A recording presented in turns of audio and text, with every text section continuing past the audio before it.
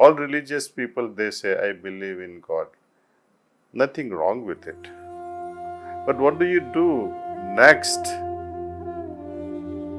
determines who you are. Having believed, what is your next step? What is the difference between religious people and spiritual people? Often people these days, they say out of fashion, oh, I'm no longer a believer of any religion. I don't belong to any religion. I believe in spirituality. That's what people say. My great master Babuji used to say that there is nothing wrong with religious belief.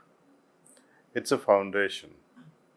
Where religion teaches us something like that there is God. It helps us develop a belief state. We begin to believe. Religion adopts different means. That there are places where you can go and worship. Spirituality teaches one thing, that whatsoever you believe in can be experienced inside. God is everywhere, but I can experience the presence in myself. That's the biggest difference. You don't have to go out anywhere. You can sit at your home and meditate and experience that presence. That is spirituality.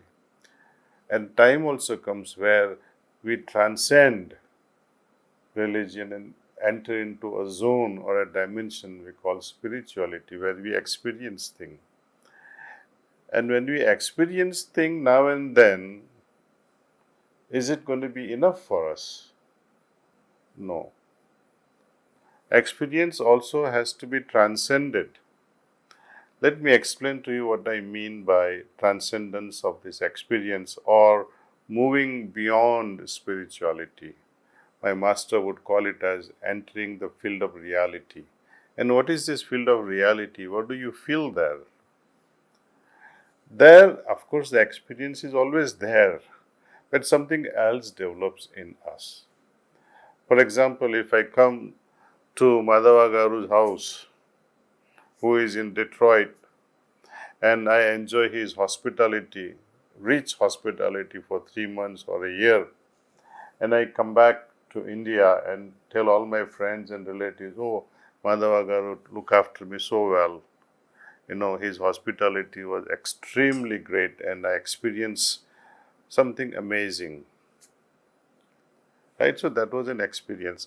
But deepest level of my heart, I would say, oh, I wish I was also like Madhava Garu. I wish I was also rich, as rich, maybe more. So the divine experiences now and then are great.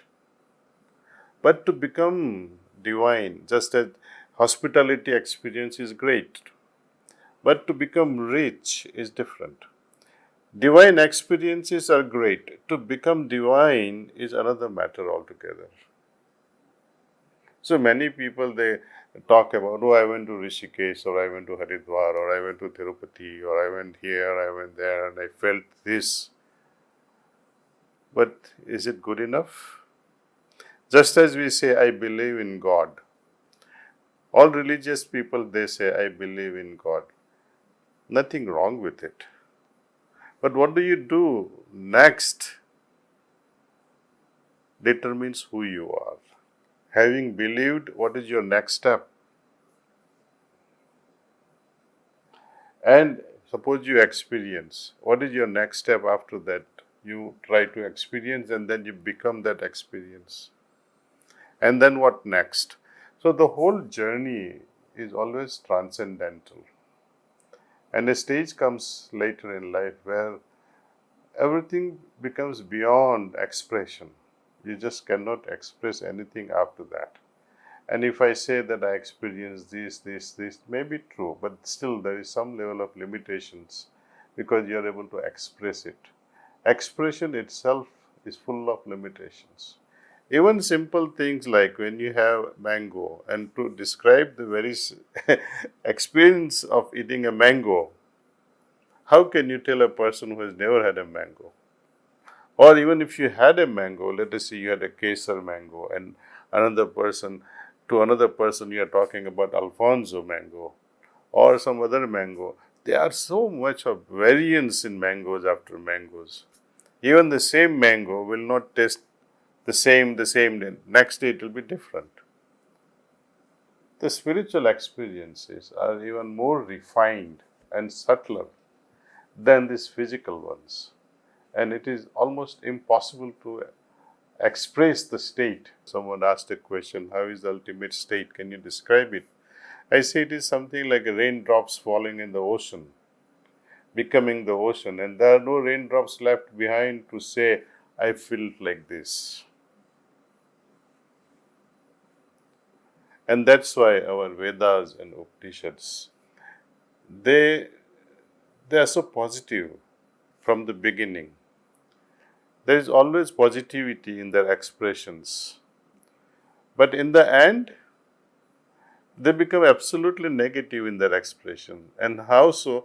They say neti, neti, neti. That means the ultimate state is such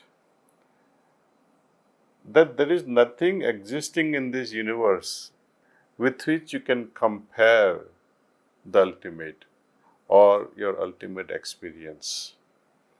Even to say ultimate experience will also be wrong, because there is infinity waiting ahead.